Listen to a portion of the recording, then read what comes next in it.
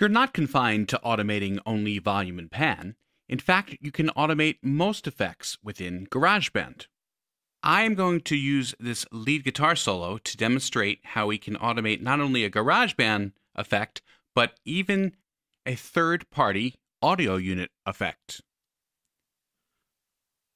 I'm going to open up my guitar track, and you'll notice that I have a compressor and a visual EQ on it. And I'm going to start by automating the visual EQ. Let's bring that up here.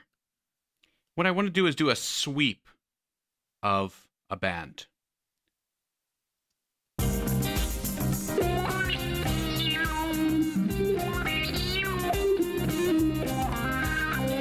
So I'm going to take the second band and I'm going to sweep the frequency. So how do I do that? Well, if I use this arrow here, or press the shortcut A to reveal automation, I'll see my volume and my panning, but nothing for EQ. So I need to go to this Add Automation. When I do, I can see that I can automate the stomp boxes, the fuzz machine, which is my stomp box that I'm using, my pedal. I can automate the amplifier, different aspects of the amplifier. I can automate my echo and reverb. This can change over time. And I can automate the visual EQ. So let's automate the low-mid frequency. And let's turn it on. And now you can see that it's set to 240 hertz, or right around there. You can see it says 290 here, so we're a little bit off.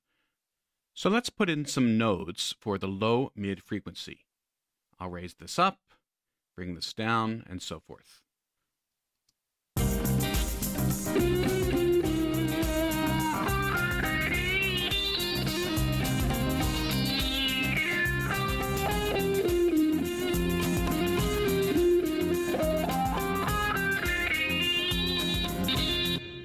Let's turn that off and let's add a different effect. Let's add a third-party audio unit effect.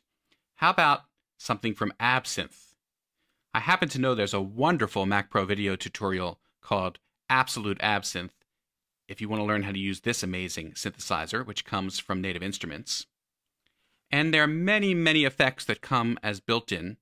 For example, we can use Phaser, which sounds like this.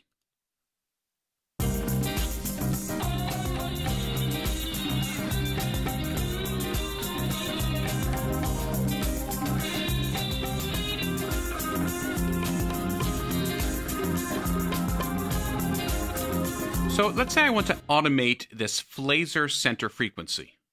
So back in GarageBand, I choose Add Automation, and now I can see there's Absinthe 5. Phaser center frequency. There it is. Let's turn it on, and let's automate this a little bit. By the way, if I hold down the Shift key, I can move these in finer increments.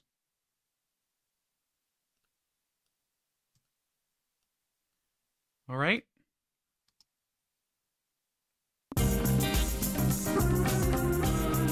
Now keep in mind, I still have that visual EQ that's being automated.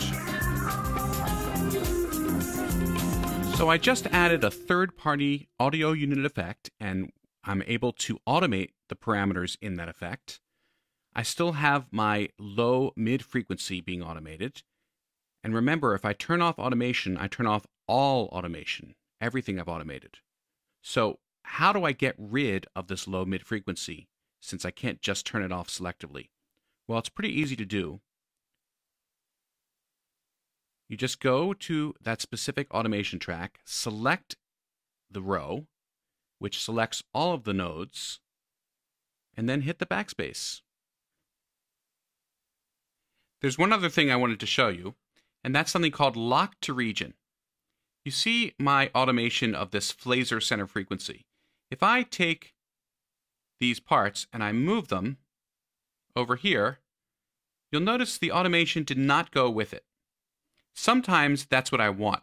I want the automation to stay with the time position in the song. But in this case, I want the automation to move with the region.